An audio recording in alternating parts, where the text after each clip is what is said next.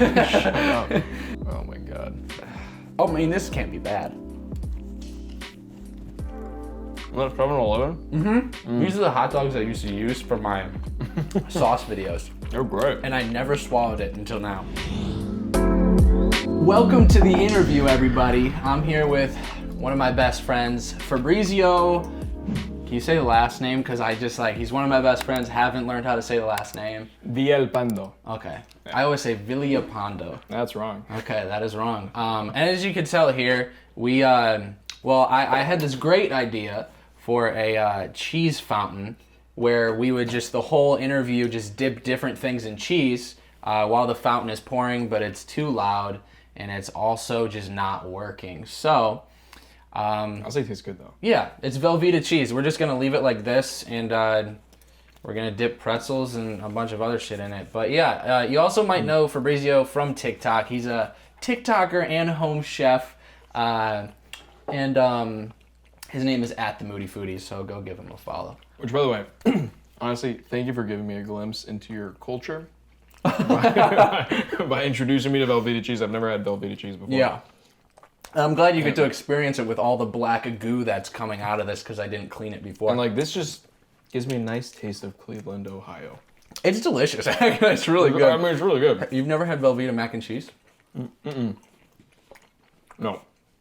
But I feel like this would be really good on nachos, which would be the closest thing to my... So if we ever wanted to collaborate... We should do like cheeseburger nachos or something. Yeah. Yeah. So what kind of mac and cheese did you grow up eating then? If you didn't have like Velveeta shells? My mom wasn't much of a cook, so it was just boxed food. Like a lot of boxed food. Sorry, Mom, if you're watching this. You're definitely not. You're not watching this, Mom. No, but my mom, she was not a very good cook, so it was just like a lot of like Kraft mac. Although I feel like we didn't eat. You know when you just like repress a lot of childhood memories? Mm-hmm. So I think we ate mostly just like Kraft mac and cheese. Okay. Mom was a big Campbell's gal though. Like, what's it called? Campbell's. Yeah. Cream of mushroom. Casseroles. Casseroles. Wow. So you grew up on casseroles too. I didn't think... Honestly, come to think of it, I think I had more of an Ohio diet than like a because both of my parents are Mexican. Yeah. I had more of an Ohio diet than I did like a Mexican-driven household diet. That's funny. I actually didn't even know like what you grew up eating. I kind of figured you grew up eating Mexican food. Oh, dude, like I remember. Well, I mean, like there was like a lot of like quesadillas and all that shit, but but like cereal was like a huge part of like sometimes I'd have cereal for dinner. My family was never like my dad would like work late. My family was never like a sit down. That makes one of us. Your dad died. Yeah. I'm sorry, man. It's okay. By the way, me and Liam are very good friends. Yeah, we're really good friends. We can make jokes about anything. Really. Although, like, is that like shitty to say? No. No. Like, my best friend's dad died. No, I don't think that's shitty to say. Liam has said crazy things. Alexa's actually said the worst of the worst out of pretty much anything. Oh, anyway, back to my dad and how he is still alive. My dad would work late. And some nights I would just have, like, cereal for dinner. Mm-hmm. And he was never, like, I grew up with, like, a lot of white kids.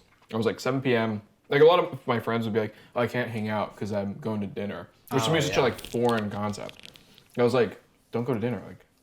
Like in my mind, I'm just picturing some dude, like, some kid, like, eating cereal alone at the dinner table, which was, like, how I would sometimes have dinner. But, like, so sitting down at, like, 7 p.m. sharp, have to be there for family dinner, and, like, everyone asks what their day is like, right? Never a thing that I did. Like, very rarely did that happen. Wow. Yeah. I mean, that was, like, my life up until my dad actually died. Like, it was actually, like, literally lived like how your friends did. Like, we would, like, go to dinner together, or we'd have dinner. But after that, like, I was just eating, like, frozen taquitos and, like, you know, Hot Pockets and shit. So it's like... Do you have, like, a favorite frozen food or favorite dish that you grew up on? Because you said Mexican cuisine is, like, your specialty, probably to cook, right? But, like... Yeah. Well, I mean, like, taquitos, that was, like, something I would have. But I think, like, just, like, those nuggets, like, dino nuggets or whatever, like, those frozen ones that you get, like, at a Walmart or whatever. That you get, like, this massive tray of, like, 50, like, frozen chicken nuggets. Yeah. I had them in my fridge. Oh, dude, the best. And, I mean, that, like, then I would toss in, which, by the way, I feel like I haven't seen this, like, on the internet or anything. But, like, toss some of those nuggets into, like, a quesadilla. So good. And, like, I would, like, eat shit like that. So I was like kind of a chubby kid Yeah. growing up. I was definitely a chubby kid. Yeah. So I just ate like processed foods. And then you got super skinny. I did, yeah. Yeah. How'd you get ridiculously skinny? Honestly, not in healthy ways, man. You I was just like the same way I did, just starve. I feel like with like a lot, like most people, you know, once you like start going through puberty and stuff, like I remember in middle school, I did 2 things that I hated. Number 1 was like restricting my eating to an unhealthy degree, and number 2 was I joined the football team, like just to like, cause it's like Football, like football. no, like American football, Okay, like American pads football. and stuff. Okay. But I mean, I hate to admit it, but I was like that typical kid where like the only thing I was driven by was to have a girlfriend. Oh, And that's like wow. all like, so I was just like eating terribly in the sense of like starving myself, wearing too much cologne, and then like crying after football practice because I didn't want to do Wow. that. So you were like the sweaty kid that like Axe body sprayed the fuck out of 100%. himself. I wasn't that sweaty, but I just thought that it was like an attractive thing to do is to like Smell. have like Yeah, Old like a Spice. lot. Yeah. Yeah. It was terrible. I remember that phase.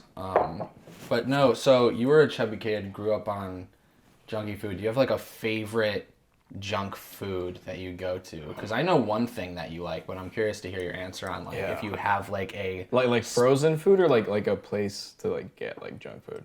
Well, I think I know the place, Yeah. but I want to hear your frozen one because the place is Popeyes, right? A Popeyes chicken. Yeah. a Popeye, like chicken now, sandwich. I mean, back then I want to say it was probably like the typical like, either McDonald's or like Panda Express. Okay. But which, by the way, Panda Express if you're hungover still hits. Yeah. But to me, I think like ice cream. Like I, to this day, I don't allow myself to buy ice cream because I'm just like so like I'll finish the whole pint, right? But to me, I was like huge on sweet and savory, so I used to go to this like little like corner store in like the small town. It was kind of like a 7-Eleven, but it was more of a like mom and pop shop. It's called the Rainbow Market. Still there to this day. I don't know how. And like I would just walk there after school. I'd grab like a soda or like a peace tea. You remember those? Oh, the peace teas. Wow, the peace teas were starting to get new at that time. Yeah. No, it was like the thing. It's like 99 Yeah. cents. I'd get that and then like a bag of chips and like I don't know, like Ruffles or Funyuns, like Ruffles cheddar or Funyuns. Yes, the cheddar sour Yeah. cream and onion. Oh So my God. good. Yeah, we had the same diet growing up. Oh, it's pretty terrible. much. And then like a Butterfingers bar. Like that used to be like my Butterfingers favorite. are my favorite. So like sweet and savory was like my thing. So Yeah. like take a chip, take a bite out of the candy bar, and like regret it immediately after. It was so comforting. So you're into like chocolate covered potato chips and shit. Dude, I have had those. Okay. I don't think I think it must have been Lay's, right? That made those. Yeah. I don't think they nailed it. They I feel like didn't. Because the completely inside's like missed kind of opportunity. soggy. It was soggy and there was like Yeah. too much chocolate. You want that like, because then you couldn't even taste the potato chip. Yeah. Yeah. Well, I do have gifts. I come bearing gifts. Your first gift. Let me grab it real quick. Can't wait. All right. First gift. This was actually going to be your last gift because Okay. I think it's the best of all of them. Okay. But I think we need it to start it. Okay. So, your first gift, I got. You got the nuts. I got the nice mezcal. I Only will the say though, I best. will say though, flavor-wise, I do enjoy this, but for any of my fellow Mexicans that are watching, I do not support Casamigos. What's wrong with Casamigos? Is there something wrong with them? It's just like similar to the I can't remember what it's called, but like the Kendall Jenner one where it's like I'd rather support my fellow Mexicans. So anyone that's watching, I will enjoy Oh, this. so it's though. like made by white people. Yes. Okay, I get it. I get it. But That makes sense. I'm gonna drink it. Yeah. Okay. Well, yeah. No, I just saw this was the most expensive one, and I'm like, anything for Fabrizio, whatever he wants. That's so sweet. But I just thought the best for Fabrizio, so the best for the best. But yeah, so we're gonna crack this open. Yeah, let's do it. Do you even like mezcal? No. Do you even like? Well- you can drink what you want. Well, I got this like little like Oh, 200 gin. liter of gin just because like my You actually stomach's okay? been This is fucked gonna up. sound really. I don't even like gin. I don't even know if this is gonna. Or I should be sharing this, but there was a very dark period of time where it was actually right at the beginning of the pandemic, I think, where I would literally walk. It like very dark period of the pandemic. The first 2 weeks where I would walk. Oh, really dark So- times. Oh yeah, so like I used to live like right off of Hollywood Boulevard, and there's this liquor store there called Playboy Liquor. I'd walk there every morning at like 10 a.m. and I would get New Amsterdam gin, this little guy right here. Wow. And then that would just be like Well, that's what I'm gonna do today. Oh shit! Dark times. But we are better. We drink to have fun, not to cope and run away. Yeah. This is actually the cheapest thing I could find because I needed to hit like an order. I like delivered something. So, but yeah, I've been drinking gin. I don't even really love it, but I know you're a big fan of mezcal and Negronis, so I figured this would be a nice little thing to tell your audience about. Even though this isn't like the, is there a better mezcal in your opinion? I like. This is just the most expensive one. Well, dude, I've been trying to find, like. I guess like since wait, do it again. Since mezcal is like I feel like just now becoming popular like in the States, I feel like I'll find one that I really love and then it's hard to find it again. Everywhere. Yeah. So, and like I don't know, I'm like very like old in my ways where like if I really like a specific type of like a brand of liquor, right? Mm-hmm. I like to stick by it, and especially like if you're shelling out like $60, you don't want to sort of like buy $60 bottle or something and you don't like it. I tried Ilegal Mezcal recently. That was really good. Oh, nice. Although I think it's also owned by some dude named Jerry or something or other. So it's not like Mexican owned, but if there are any people watching that could recommend me a good mezcal made and produced and sold by Mexicans, let me know. Hell yeah. I love that sound. Beautiful little chalice. Yeah, I would like to try some. I got the chalice. Has to get the chalice. And I like the little sphere ice cubes. I feel so fancy when I'm drinking them. Me too. Have them in my drink. But anyway, so that was like your first gift. It's gonna be your last. Cheers. I appreciate the gift. See you tomorrow. Thank you.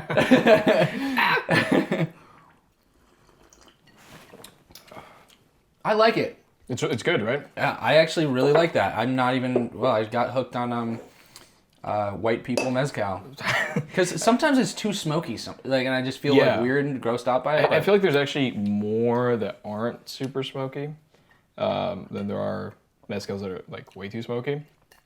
But I mean, I think it's like my favorite because like I like Scotch, but I feel like I can only have like a glass or two of Scotch, and if it's not like the exact one that I like, it's like that typical like. And I've been seeing a lot of TikToks where it's like dudes with like a glass of like Scotch or bourbon, and they're like I love this stuff. And, like they will like admit to themselves like, yo, most of it's fucking it's like enjoy a daiquiri or like enjoy something that you actually like. I actually don't like fruity drinks.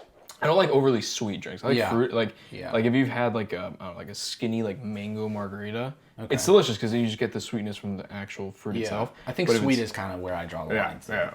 But I like a little bit of fruit. It's good. I got into like whiskey and bourbon shit like as I was getting older. Like I only drank like whiskey in Vegas. Yeah. Like I'm like, oh, Vegas whiskey. Yeah, but I just want to look like Dean I like Martin this because it reminds me of like a smoky almost. It doesn't remind me of whiskey. It doesn't taste like whiskey. But it's like lighter in a way. Yeah. I don't know if it's just because it's not a brown liquor. It's like diet whiskey to me is what it feels like. Because I get that same I feel like an old man like by a fire feel. And what I like about this too is like you can drink it straight or you can mix it with shit. And it's I actually do have like a mixer. It's a carbonated sparkling like lychee drink. Let's try it. I don't know if it would go good with it. No, I just figured like we can experiment if you want. I don't mean to like talk about my dad to someone that like lost theirs. No, it's honestly fine. Like I kind of like hearing about other people's dad stories because I feel like I lived through it. Honestly, I learned from my friends.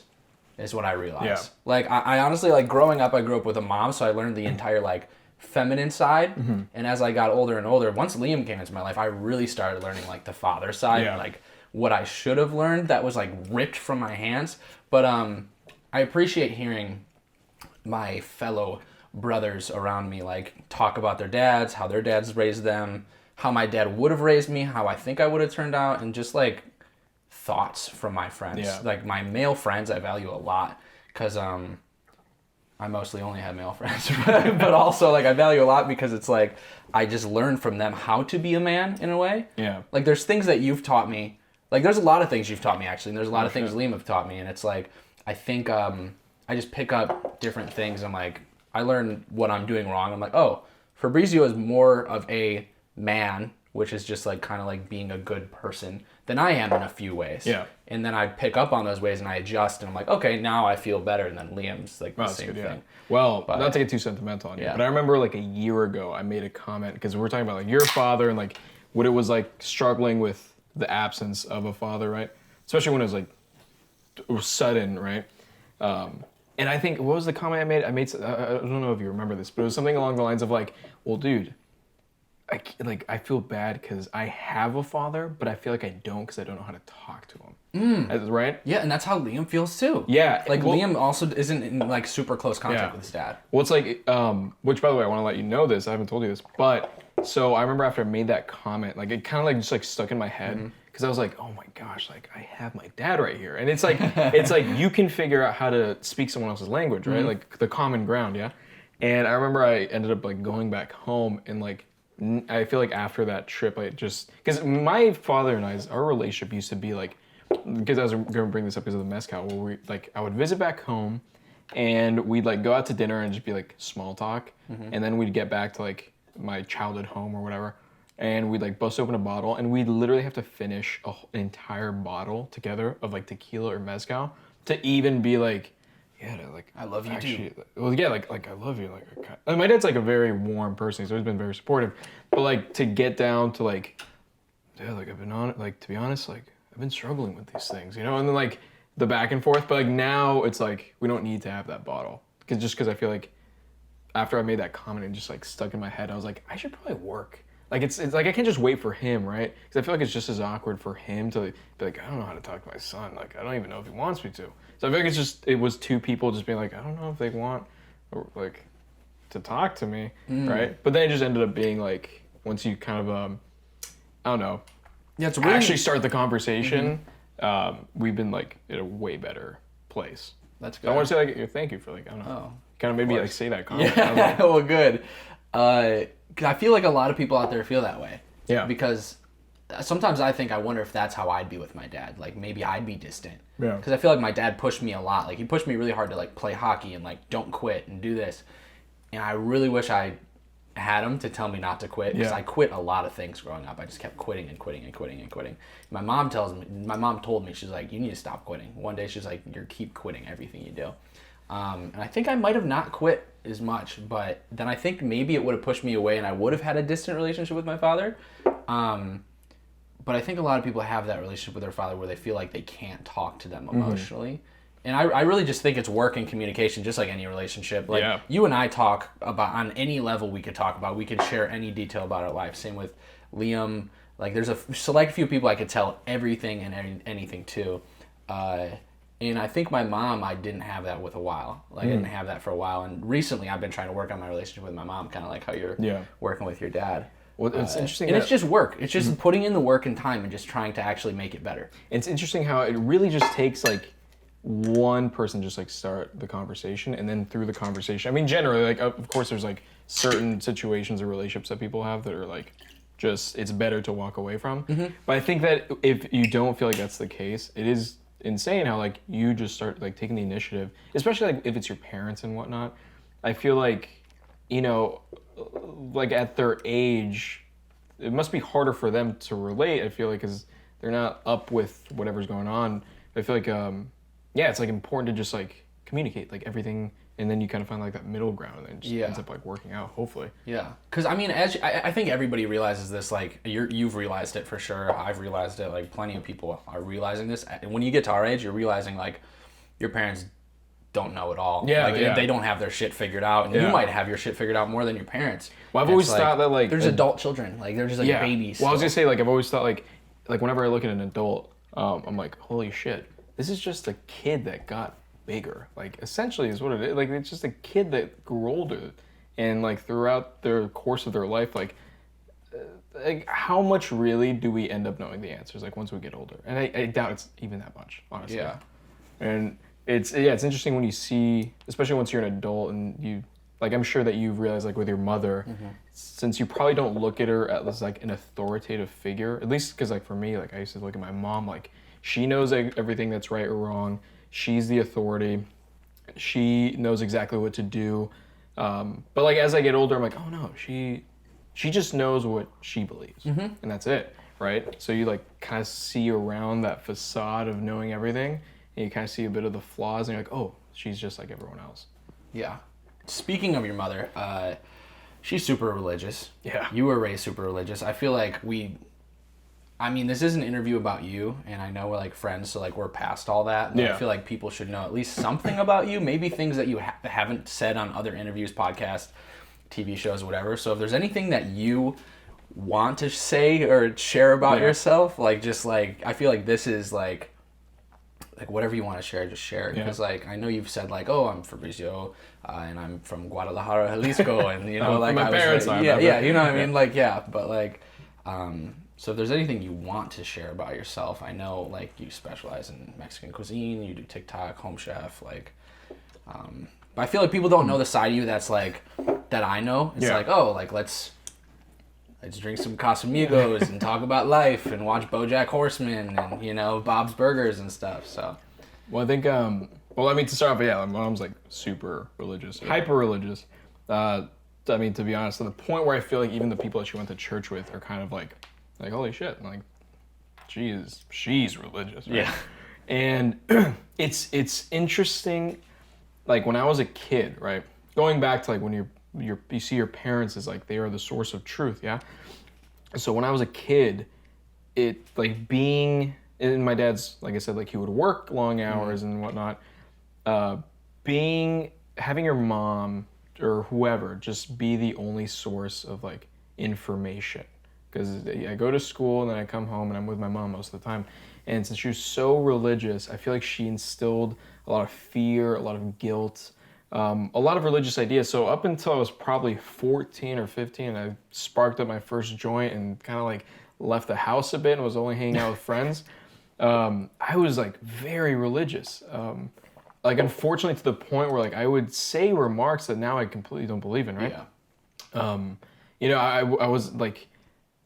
I think we all have remarks like that, where it's like we were kids, we were raised by our parents that had exactly. beliefs. Because it's all you know. Yeah, it's not even our beliefs. Yeah. And so I'd go to church like every single Sunday, sometimes during the week to go pray and whatnot.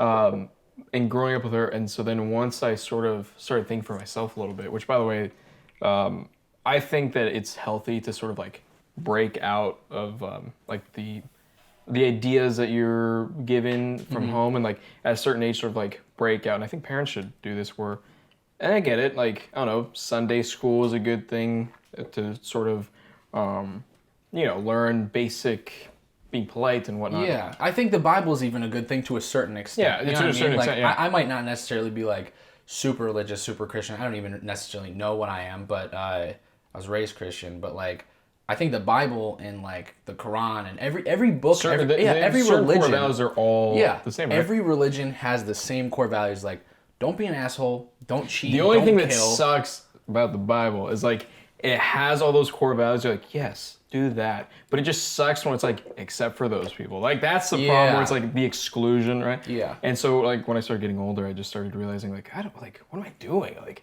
especially like from the perspective of a young Catholic, like kneel, sit, stand, go do this, say that. I just started realizing like, what am I? I don't even. These are just empty words. I don't know what they mean. But also like how you're raised. Like if I was raised like Jewish or in a different like culture of any sort, like I might not believe that Jesus died on the cross for our sins. Yeah. So it's like that's just not fair. Like because of how I was raised, like I didn't get the opportunity to believe that Jesus died on the cross for our sins, so I'm going to eternal like hell. Yeah, dude. To this day, and that's the thing that always confuses me. Well, I mean, like I feel like I lived the life of like a recovering Catholic, if you will. Yeah. Because to this day, I still have this weird sense of guilt, right? So like I'll do things that I know are not morally corrupt or anything, and for some reason I just get that little like voice in my head from like when I was like a little kid where it's like, if you do that, like Jesus is watching. I'm like, why am I still thinking about Jesus is watching?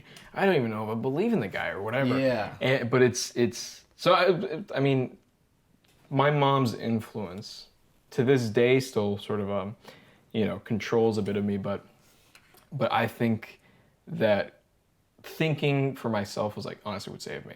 I could not imagine living a life where I was like still, because I feel like it almost like a lot of people that just blindly follow religion, right? Like I didn't have a choice, which is what I was born into. I feel like they have a sort of like midlife crisis at one point, like this existential crisis of like, what? So I'm glad I had that at like 15. Then, you know, I think 35 there's like, years. it's weird like when the crisis happened. I think there's like because I was my first interview technically. Yeah. Also, how does it feel to be the first guest? Feels great, baby. I love it. But Honestly, so, I would have probably, if it was anyone else, man. I'm super happy that you're the first guest, actually. Yeah, me too. I couldn't think of anyone better, so. Fuck. Yeah, so the first interview I talked about how when I was like in 7th grade, I was probably like 13 is when I had like a crisis of like, is God real? Yeah. And then I like became really Christian after that. And then I like stopped again when I moved to LA, and I had a crisis when I was like 18.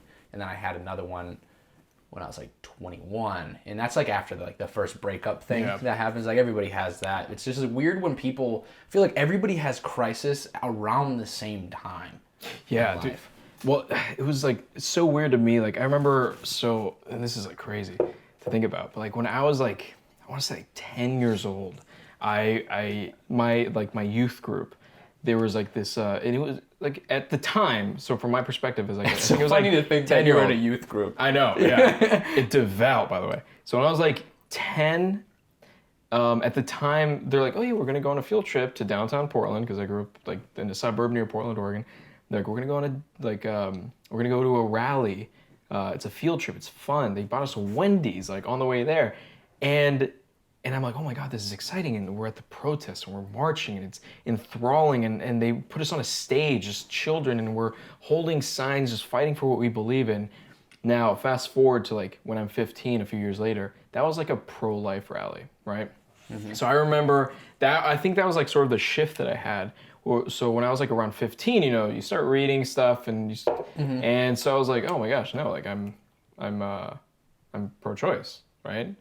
And so then I started looking, like, you know, when you just like have like a moment where you learn something, like, oh, this is actually what I believe in. And you start kind of going to that memory bank of the past. And you're like, oh my gosh, like I was on the paper, like on the Oregonian, like with like a sign that was just like chanting for pro-life. And I just remember being like, oh my gosh, like what else has been controlled or forced upon me on the way that I think through growing up in the Catholic Church? And then it was just like a laundry list of things where I'm like, I don't agree with that, but why did I do that?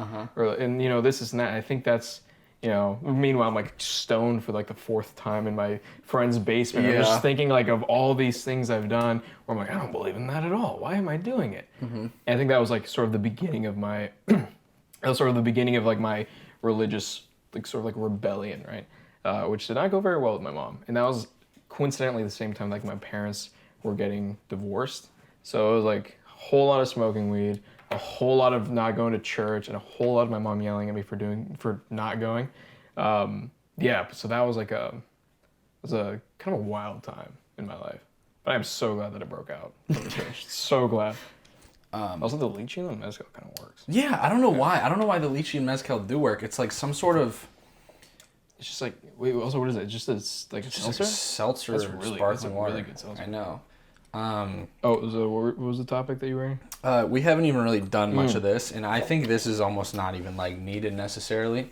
But I'm kind of hungry though, and like you're going back to what we're talking about, like the inner, like growing up, I was like kind of a chubby kid.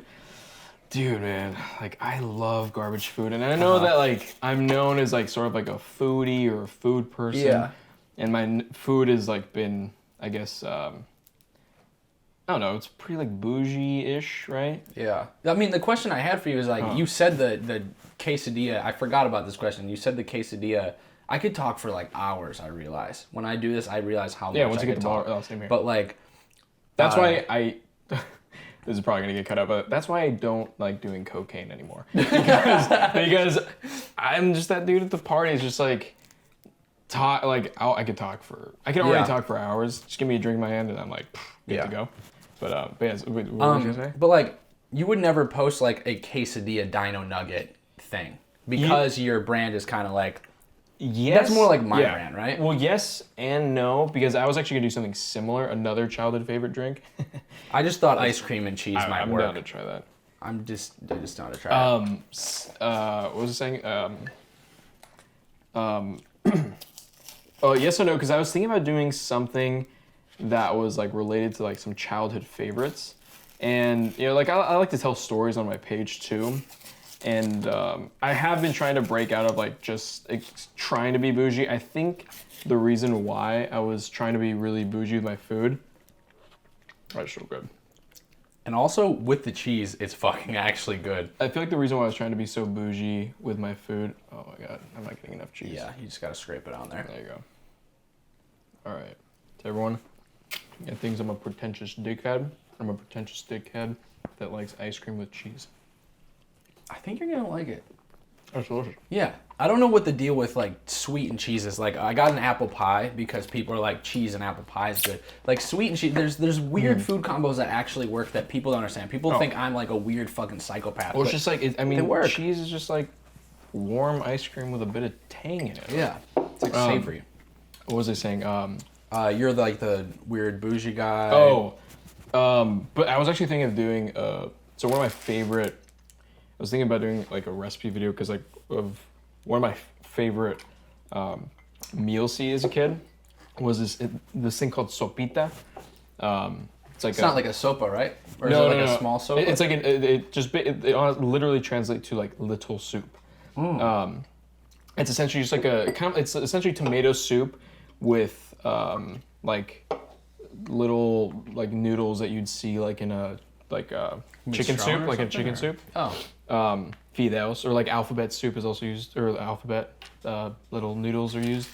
And when I was a kid, I would just love quesadilla with ham, and then a little bowl of sopita with like lime, and so like I feel like I don't know. So I want to do like a video, basically like, share like. You should do that, like like a story time. Like, yeah, this is what I used to eat as a kid, and this and that. Like, I think story times work a lot. I did a video with like just talking about how I don't like my content. Yeah. And it was the best video I've had in a while. So it's just like, I mean, sure, like there was a lot of hate comments on it, but like it's just like, I think people will just be like, there might be kids out there that are like, oh, I eat that too. Yeah. You know what I mean? You never know.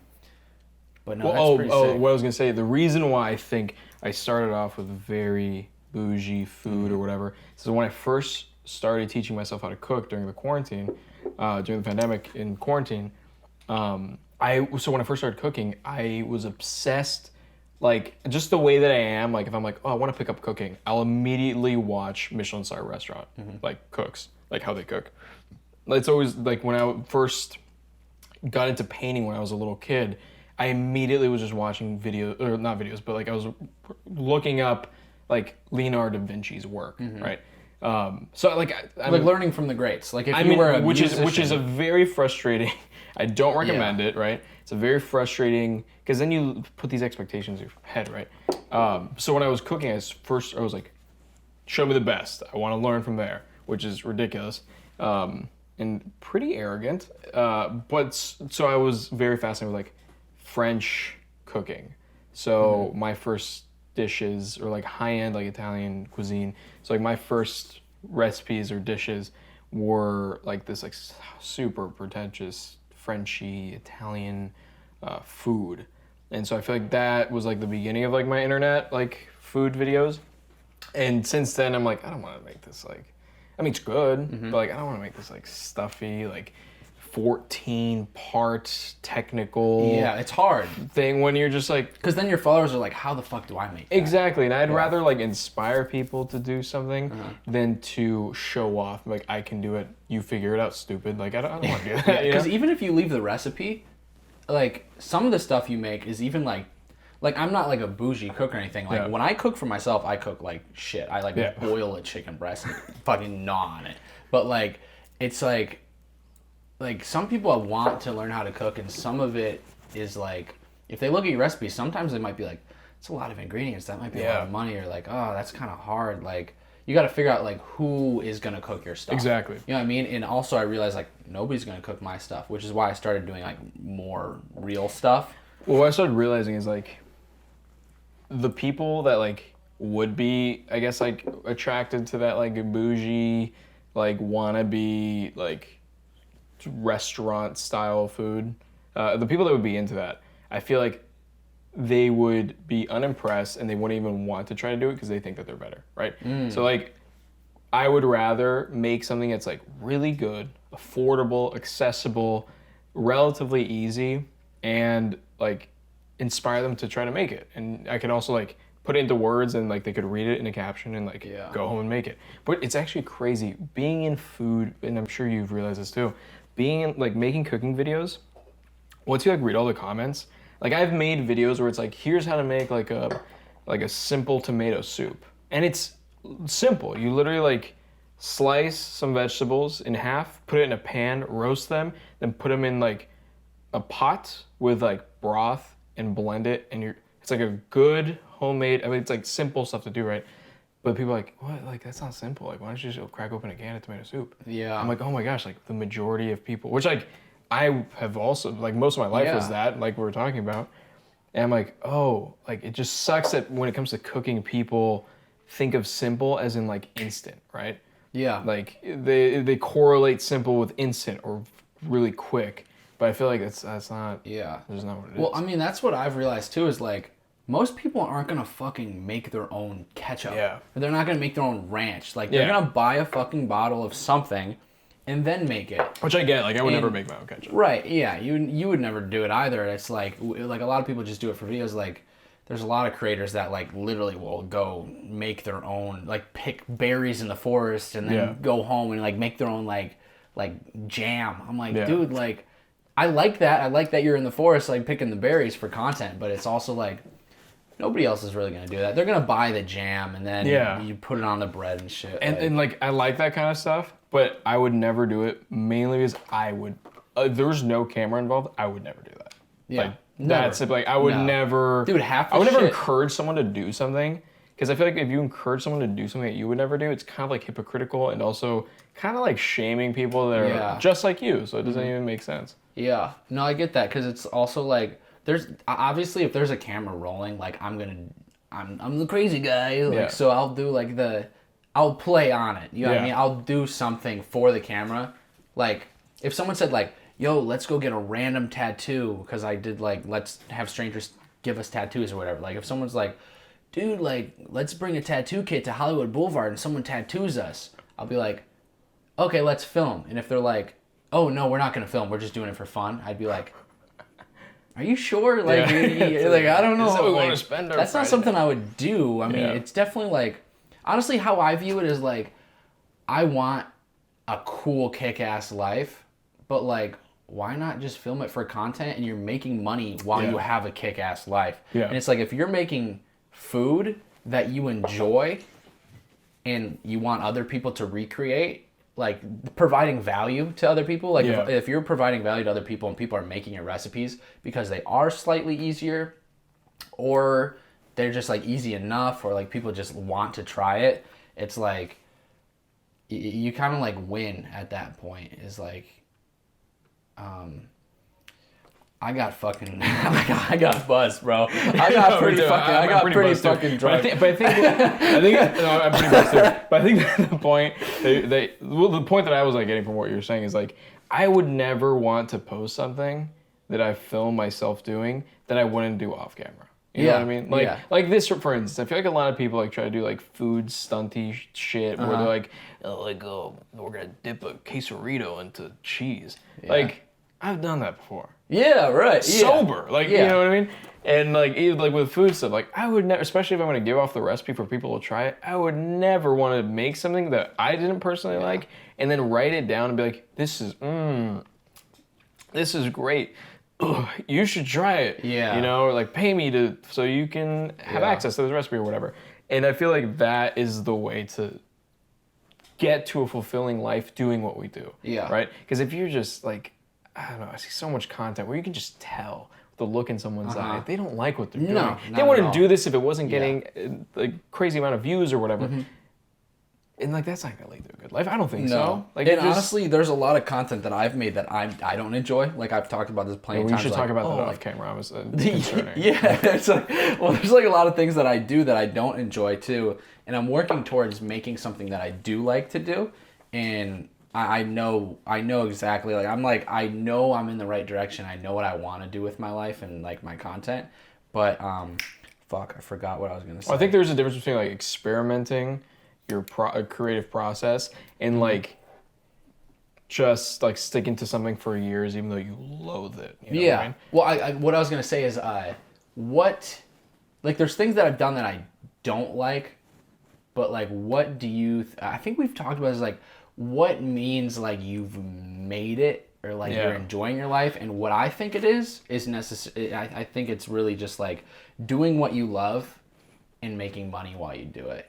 I think that's like, that just sums everything up, is like you're doing what you love to do, you're enjoying your own work, you're enjoying your content, you love your lifestyle, and you're making money from just your lifestyle. Yeah. Like, I want my YouTube channel really to just be my life and just get paid to live. I just want to get paid to live. I think I'll one-up you on that one. I think that it's being okay with what you do, like, to survive, right? But it's like, to be honest, like, if you could somehow find the time to do what you love, whether it pays you or not, and you always find the time to be able to do it. I mean, I think that, like, if everyone could do that, if everyone had just more time to do something that they love without it paying them or whatever, like, I mean, that would be, I think that it just sucks that, like, I mean, that's like it's a difficult position to be in, you know, but I think like when it comes to, like, let's say you get lucky and you're able to get paid doing the thing that you love. Mm-hmm. I think the worst, like the biggest disservice that you can make to yourself is like then elevating your lifestyle immediately, because once you do that, then you like kind of like bring yourself up to like a higher bracket where like your lifestyle costs more, right? So I think the key is like, if you are one of the lucky few that get to make money off the thing that you love, stop spending the money, right? Yeah. Because like then you just have to do more of that thing that you love to make money. You have to do more of that thing that you love to make money, to the point where you're gonna end up hating what you do to make money that you used to love. And so I guess in a way, I don't know if there's like Buddhist or whatever, it's definitely not Catholic, I don't think. But like, I guess is losing a sense of like wanting things is honestly like the key to life, I think. I don't know. Yeah, just like being content with what you have. Yeah, 100%. Because the more you want, the worse. Because I feel like everybody keeps wanting more. And well, more I don't know what like philosophy or who said this. If it's a quote, I can't remember where I heard this, but it was like the roots of all like sadness or unsatisfaction or whatever is wanting, right? Which I think is like the truest quote. Right. So yeah, man. Let's eat a hot dog. Yeah, let's eat a hot dog. I haven't had a hot dog in so long, and I remember thinking like, fuck, man, I could use a hot dog. I don't even know if I'm gonna swallow it, to be honest. But dude, really? I'm honestly like, to answer your question, frozen things that like I loved as a kid, but like honestly I didn't get them very often because like my mom. I feel like once my mom saw that like the kids love something too much, immediately take it away. Frozen corn dogs. Yes. Yes! Frozen corn dogs. Yeah! The little corn puppies or whatever? Yes, the little corn dogs are so goddamn good. So good. I was like getting excited as you're about to say mini corn dogs. Mini corn dogs. Also, I had like 7 different thoughts and ways this interview could have gone. Yeah. And I've learned a lot just from what we're doing. I have so many thoughts, and I'm actually pretty intoxicated right now. I've had so many thoughts, and I just like, they come, I'm like, that's a great thing to bring up. And then I forget a second later. Like I forget, like I wish I could remember what I want to say, and after this interview I'm going to be like, fuck, I really wish I would have said that. I wish that I was like that, because like when, especially if I've had a couple drinks that like right now, something that happens to me all the time is I just like, I'll bring up a point and I'm like, that's a good point. And midway through I'm like, this is fucking stupid, dude. Shut up. It's like it's just like flat out wrong. Oh my God. Oh, I mean, this can't be bad. That's 7-Eleven? Mm-hmm. These are the hot dogs I used to use for my sauce videos. They're great. And I never swallowed it until now. It was the first time I've actually swallowed the hot dog. It's not bad at all. Huge ketchup though. Yeah, I mean, I'm not going to finish it, but... The dog is really salty. Mm-hmm. It's almost like Spam. Yeah, but it's this sort of... This probably sounds so gross, like...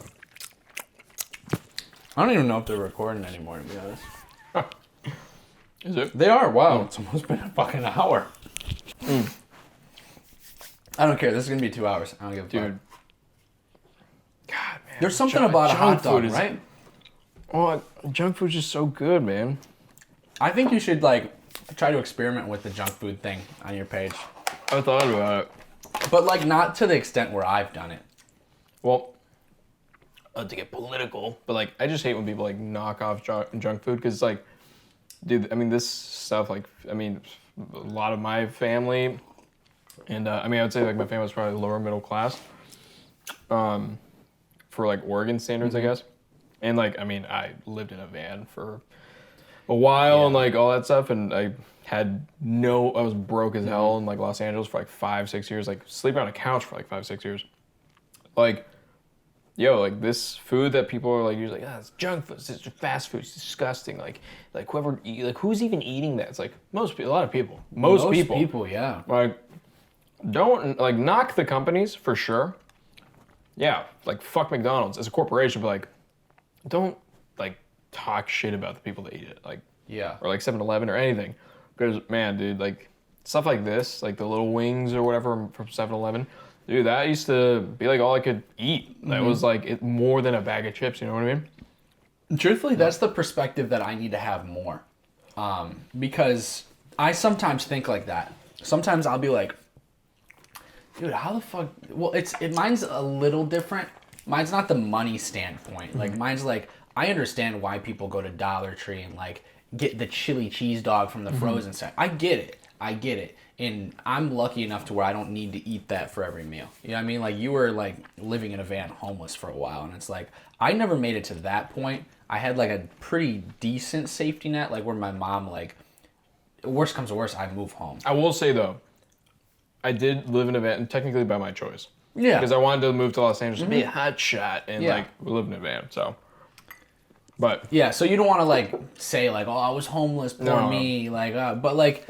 I mean, you were technically homeless, but like obviously you weren't like homeless, which is like a different thing where like they're trying to get one of these all day long. Which, by the way, it was actually I think one of the most eye-opening things. Like, so when I was like living in a van, and I moved to LA and I had my van parked at this place called the Hollywood Gym, right off of Hollywood and La Brea. Yeah. And to me, so my daily routine was like. I would so the woman that runs the Hollywood Gym, I wonder where she's now.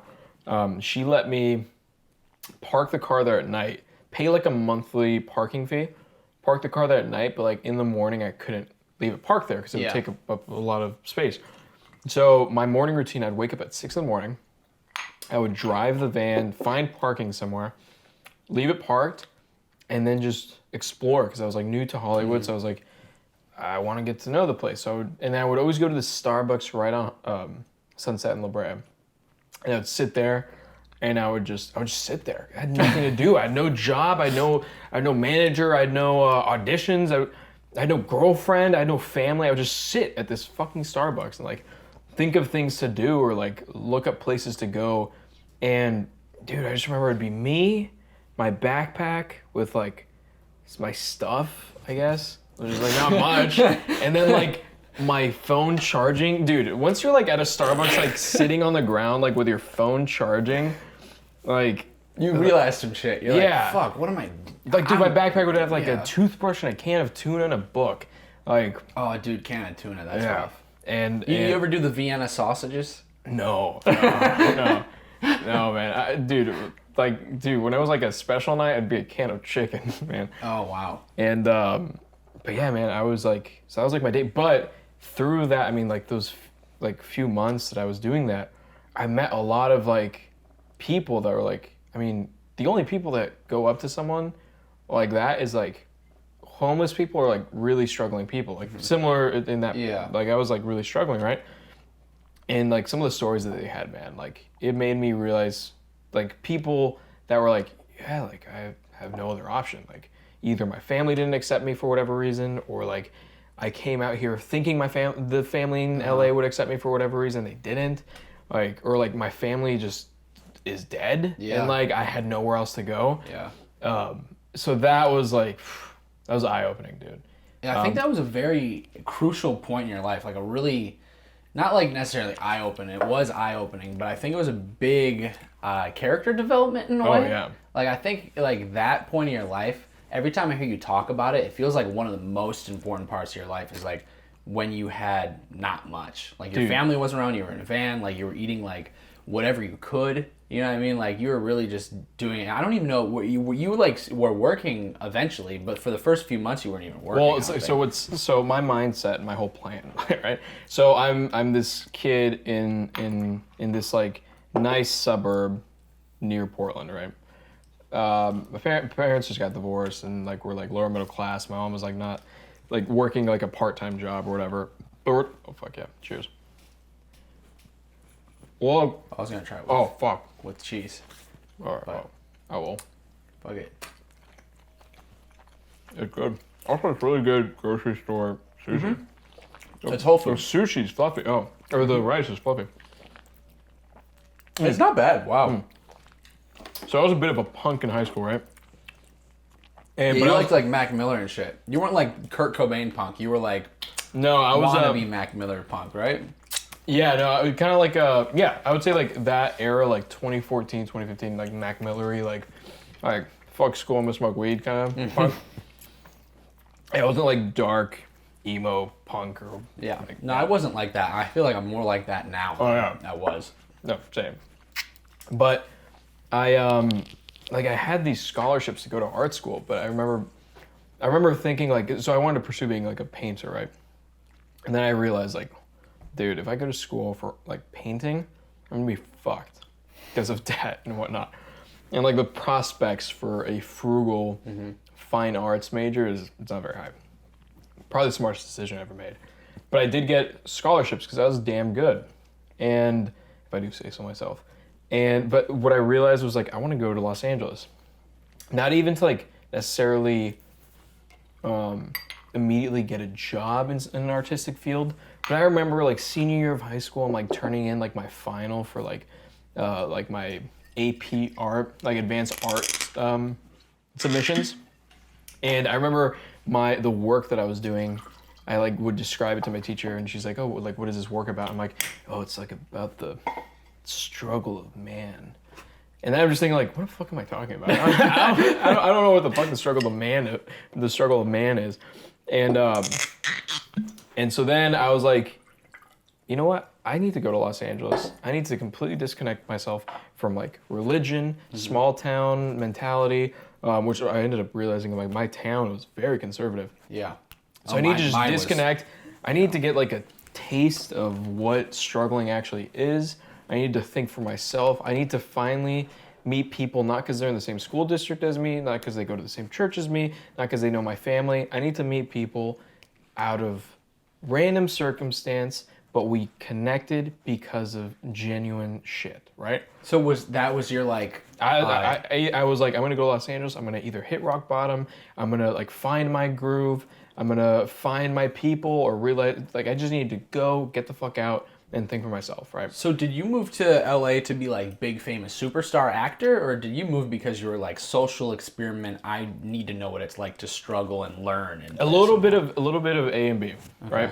So it's like I knew that because like I'll be honest, like I used to like read books about like I remember when I was like right before I left, I was reading this book on Robert De Niro, and I was like, dude, I want to do what Robert De Niro was doing, just like this. Like, there's this dude that, like, knows his craft, worked on it, like, loved it, and was fucking great, and, like, became, like, fucking Robert De Niro, right? Yeah. Stories like that, right? Like, of course, like, I want to make money. I wanted to have, like, recognition for my work and stuff. I will say, though, I'm really glad that from the beginning, I never allowed myself, or I told myself that I would never allow myself to gain money or fame through just, like it had to be like real shit with like something that I create or whatever. Like it had to be like through work, not just like I want to enter like I don't know, like I want to be like some dating show or whatnot. Like no offense to those people, but like I wanted to be through my work. Whatever I was doing, I wanted to be recognized for my work. Because I feel like in Hollywood, I mean, you see a lot of people that like do the wrong gigs to get rich or to get famous, and I feel like it can be a nightmare. Yeah. Yeah, so I just drove down with my dad, which was like also like a pivotal moment of in our relationship where we like really connected because we were in a car for like, I don't know, 19 hours, however long. Long time.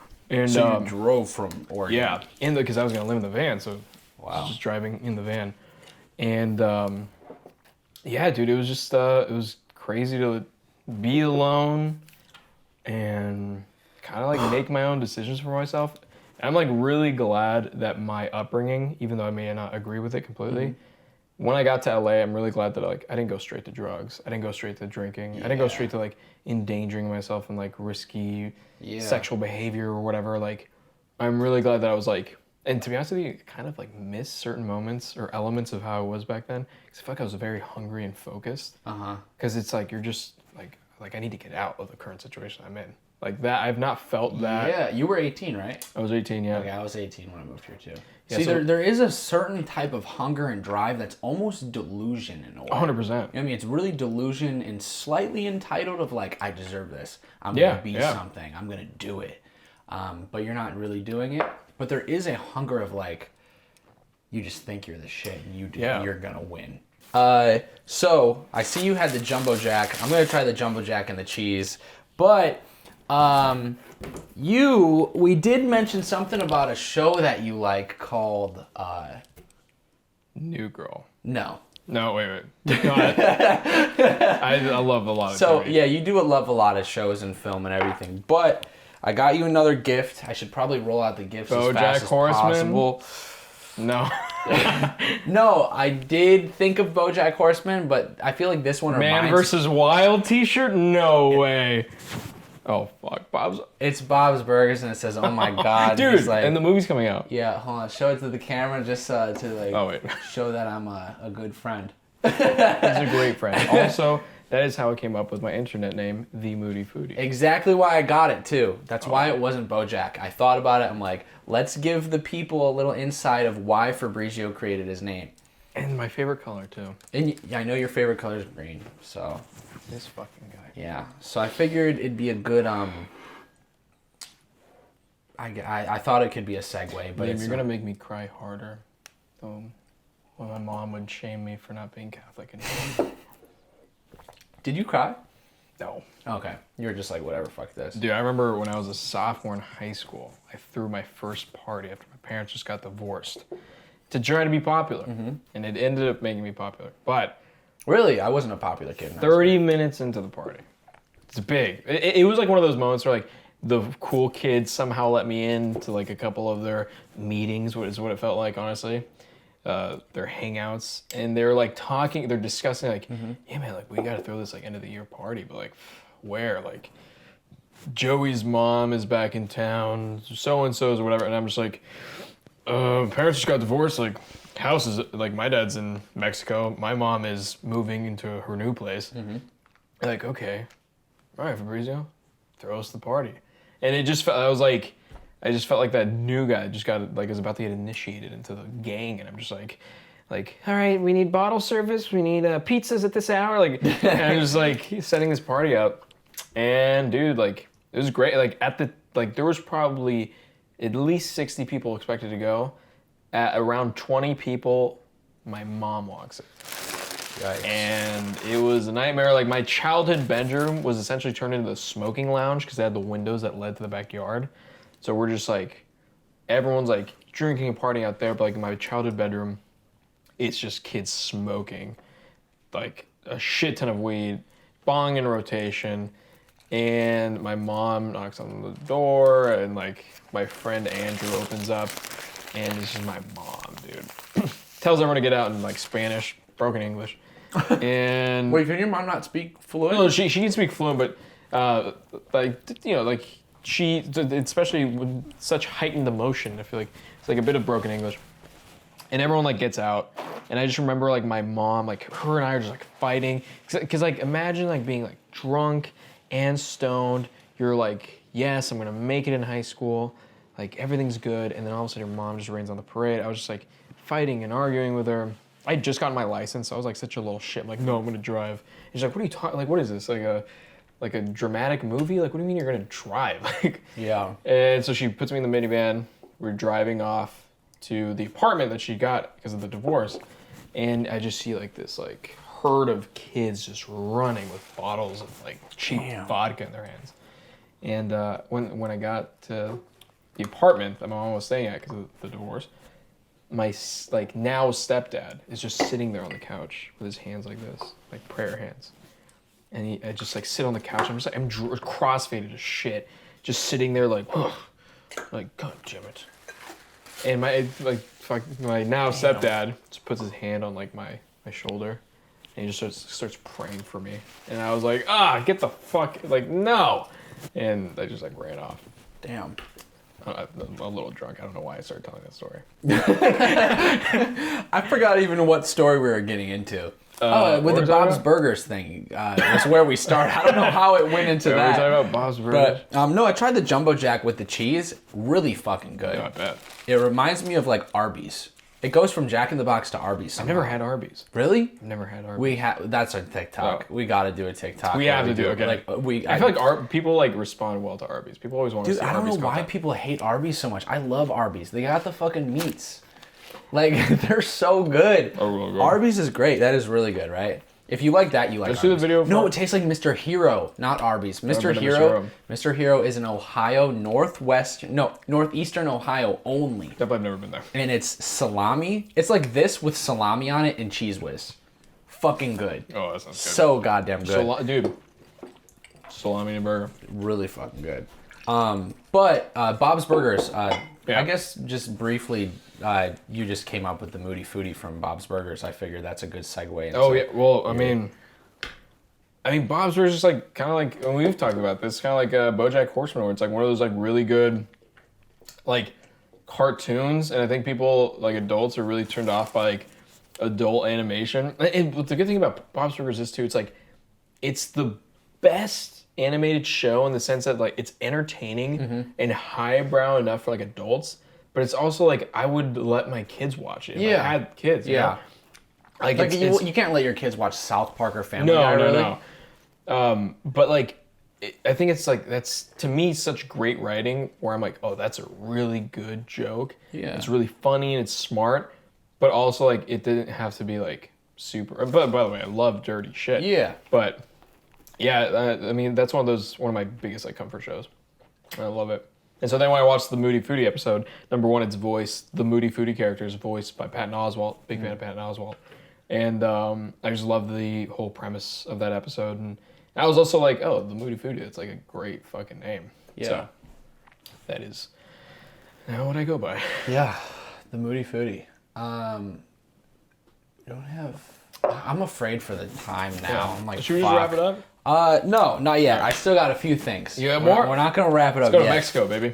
Let's go to Mexico. We got Jack in the Box Taco Bell tacos. Straight out of Guadalajara, Jalisco. Yeah. Oh yeah, they are wilted. They are wilted tacos. This is now a soft shell taco. Yeah. Cheers. Cheers. Yeah, I'm gonna dunk it. I mean, this is gonna be. It's gonna be good. Yeah. I'm gonna get a little bit of the paper in this little cup. Right. That's the best yet. Oh my god. That's so good. God, you know how many times I've eaten this shit drunk as shit? Now. Literally, as we speak. Oh. That's fucking good. So you're trying to diet and cut back on alcohol. This isn't the best show for it. It's a 12-step process. But, this is a thought that I had. I don't know if it's bad. I was just going to say, so you're Mexican, right? 100%? Well, I mean, like, I'm Mexican-American because I was born in the States, but my whole family is from Mexico. Yeah. Like, my parents immigrated from there, and I didn't really grow up with grandparents or many cousins or uncles because they're all in Mexico. Okay. Yeah. But, like, bloodline, like, that you know of, you're 100%. I mean, like, as of recently, yeah. Okay. So I did get you a present. We're gonna lighten the mood first. I know your passion is to be cozy. He's a cozy person. He loves being cozy. I got you a tortilla blanket. So it's a burrito tortilla blanket. This is for you. I've always wanted one of these, dude. Yeah? Hell yeah. So now you can wrap yourself up like a little burrito, taquito, whatever. They do it all over in Mexico, really. I love this. Yeah. So I figured you would like it. That didn't make my heart warm. You're better than my fucking girlfriend, dog. But I'm just kidding. Andrea, I'm kidding.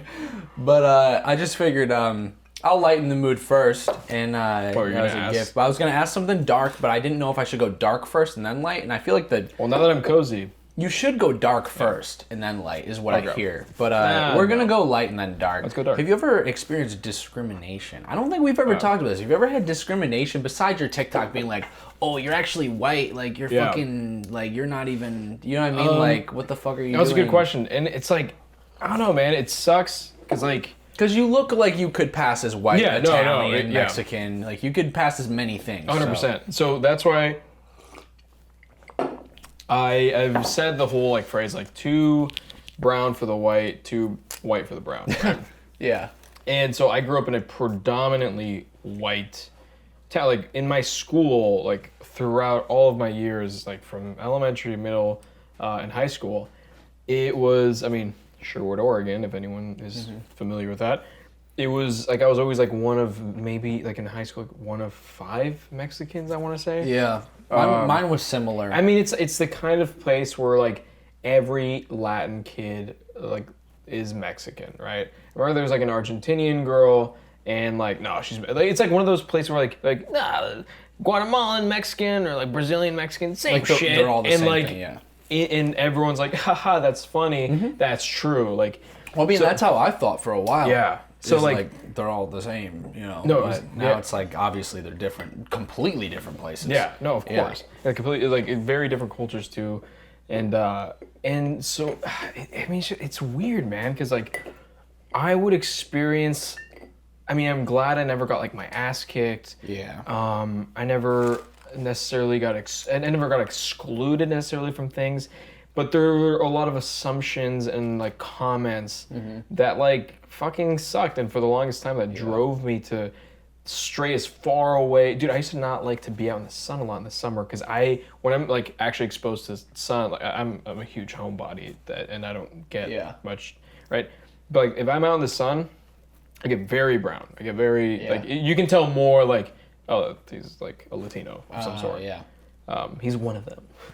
But like growing up, I mean, dude, like I'd go to school, like, and when I was in elementary school, I stopped wanting to bring school lunches because I remember I'd bring some leftovers. My mom would make some like Mexican, like I guess like the box food of like Mexican foods, if that makes sense. Yeah. Mole was one of them. Oh. And I would bring leftovers and like it's stinky, it looks weird, it looks like poop or whatever. That's funny. Like a lot of it, like a lot. It's hilarious. I know it traumatized me as a kid. No, I heard it as it came out. It sounded like, oh, dude, that's hilarious, bro. Like fucking moly, fuck you, dude. But no, like I hear that about like a lot of Asian kids like growing up too. It's like, oh, like we grew up with like white rice and this and that. It sucks though when you're like an elementary school kid and you bring Mexican food and it's like fuck you. And then guess what day is every white kid's favorite day? Burrito day. Right. And you're like you tacos. Which, by the way, like burritos aren't like necessarily. It's more of like a northern kind of like Tex-Mex or Mexican, from what I've read. But it's like like they love tacos, they love burritos, they love all this shit. Dude, most people like favorite food is like fucking Mexican food, no, you know. And so it created this weird relationship with my culture because like when I go home, my mom doesn't really speak English. Yeah. My dad thinks he speaks very great English, but it's like very broken. And like it's just Mexican culture everywhere. Like the paraphernalia of my culture is all over my house, dude. For the longest time, up until maybe high school, I had friends over. Like honestly, like in middle school or like in elementary school, I had friends over when I was a kid or whatever. But like throughout middle school and early high school, I didn't want kids like to come over. Is it like you're fucking boiling or something? Oh, it's the heat's still on. Oh. I didn't want to have kids over, and like there's moments that I feel like my mom wasn't comfortable with her English, so like she wouldn't want to meet some of the friends that I was making. Yeah. She wouldn't want to meet their parents, so I couldn't like spend the night at their place. Because my mom felt insecure about her English, therefore she couldn't meet the parents, therefore she didn't feel comfortable with me staying at their house, right? And it's like all these little things that, and then like middle school, I'd sit at a lunch table, and then it's like all like the white jocks mainly like, oh, what did Fabrizio bring for lunch? Nachos, you know? And I'm just like, all right. And so what I used to say, which I now retract, but what I used to say was, look, if you're gonna be racist, fuck it, whatever. At least be funny or clever. That's all I asked for, and they could even deliver with that. It was the same shit. Like, they'd see a truck with lawn mowing equipment, like, oh, is that your dad? Shit like that, overplayed, overdone. Hacky shit. And, which now I'm like, no, it's not okay. I don't think it's okay. But it's like this weird, like, I didn't necessarily get, like, it wasn't like a harsh or direct form of discrimination, but it was this conditioning. Like, that's the word I would use, this conditioning where I almost thought it was okay. Like I thought it was okay as long as it was funny or clever, which it's not okay. Or like I would say things as a joke against my own culture and where my parents came from. I would say racist jokes and be like, oh, well, I'm Mexican, I can say it just to make white kids laugh. Yeah. Like I almost became racist against myself to fit in, which is like such a fucking weird mindset to have. Where like, oh shit, like if I want to be friends with these people, I need to make fun of where I come from. Yeah. And that worked for a while. Like I ended up being a funny guy because like I could come up, you know, and it's not even like, I don't know, because I know a lot of great Mexican comedians that like make fun of, you know, you point at stereotypes, but that's like when you're doing it to make like white kids laugh so they accept you, that's like not a good place to be in. So yeah, man, I ran away from my culture for so long, and so now it's kind of been like this rebirth of like, I'm proud of my culture, and I like talk to my dad more, like tell me more of like, I used to tell my parents like, stop, don't like, I don't want to speak Spanish or whatever, or like I don't care to know about that, let's talk about other stuff. But now I'm like, oh, I want to learn more, right? Which kind of sucks too, because I feel like now it's almost like in fashion to like be like all of a sudden very curious about other cultures that aren't your own. Yeah. It's like a white people thing now. Yeah. Where I'm like, oh, fucking about time you guys say, right? Well, when you speak to your parents, when you go home to Oregon, do you speak to your parents in Spanish? I speak to them in Spanish, yeah. Wow, the whole time. The whole time, yeah. The whole time. That's so funny because you speak to me in English all the time, so it's funny to think for an entire week you're speaking Spanish. Oh, dude, this is what white people don't get. Like most immigrants, right, that come to America, we know at least 2 languages. At least 1.5, even like, if you will. Like, white people don't know any. Dude, we can think in multiple languages. Yeah. Like, I can think in Spanish. Like, obviously my go-to is like English because it's what I'm most, you know, what I do more frequently. But, like, it's... So that whole bit that a lot of like really terrible white people do, that's like go back to your country or whatever the fuck. Yeah. Like, or like you like learn the language. It's like they probably know it better than you. Like it might be harder to physically, you know, speak the language, but it doesn't mean that they don't understand very well. But like, I mean, dude, most of the time, like obviously, like, you know, kids could. And I love stand-up comedy. I love TV and everything. You can pick stuff up from like dark movies. Humor's funny sometimes. But at the same time, it's like most of the time, I want to say like it's the parents' fault. You know, like I mean, I remember growing up, like you know, and some of the parents would make comments like we're like, oh, so that's where your son got those jokes. You know what I mean? Yeah. Like I remember certain moments where there was like a football coach or like, for instance, I have always been really bad at soccer. But whenever I'd be on a team, the coach would be like, yo, like Fabrizio, like football, like like soccer, like you people play soccer, which by the way, it's like, have you seen the Mexican select team? They're not that good. Like I'm not, you know, so but like I'd be on this soccer team with a bunch of white kids. They're like, oh, Fabrizio, like you played in the streets of Mexico, right? I mean, they wouldn't say that, but but the implication of like just because I'm Latino, I'm gonna be like fucking amazing at soccer. And the fucking worst part is like, fucking I wasn't, dude. So then like, but it's like the coach would say comments like that. That's weird to a kid. Yeah. Right? That's a weird thing to fucking say to a child, right? Yeah. It's like, oh, because of your race, you should be good at this arbitrary thing. Yeah. Right? And so it's like comments like that where I'm like, oh fuck, dude, it starts with the adults. Like, of course, like I'm sure, like I don't know, Timmy's dad one day like saw a gardener, was like, hey Paco, come over here, some shit like that. It's like super offensive, but like at the moment you're like, haha, like, oh that's funny, oh yeah, because he's a gardener. When it's like the majority of like, I don't know, like I feel like I knew a dude that I went to high school with, white. His dad was a fucking gardener. Like, no one made fun of his dad though. I mean, I sometimes like hear a lot of jokes that I'm like, I mean, I'm not offended, even though you're like trying to target the joke towards me.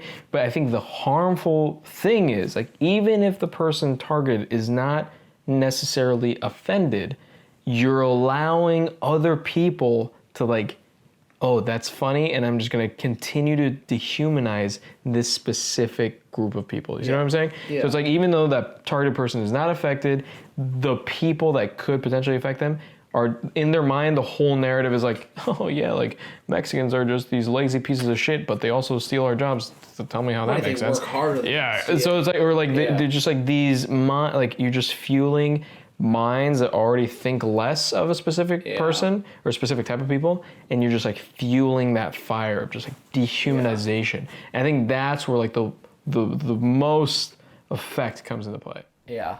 And I guess to sum that up is like, there's just good people and bad people. Yeah. You know what I mean? And it's like, you can make a joke as a good person, and you know, people of different colors are like cool with it. They think it's funny, and it's like there's no harm done.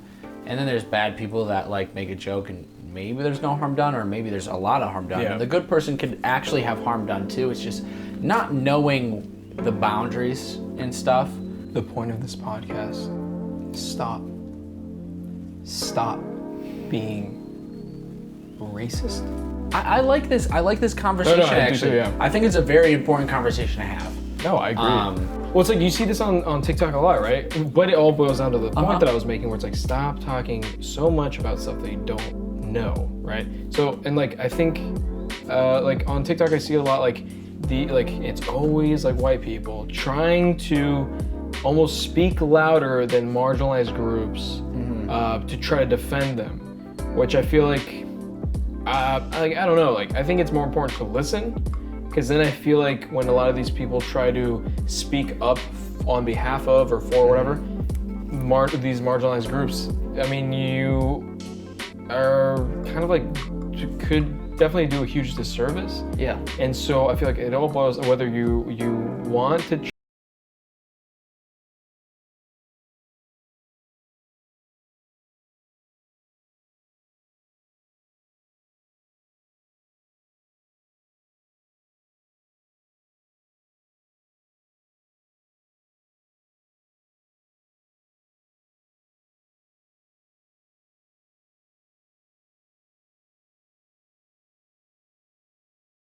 I feel like it's shut the fuck up.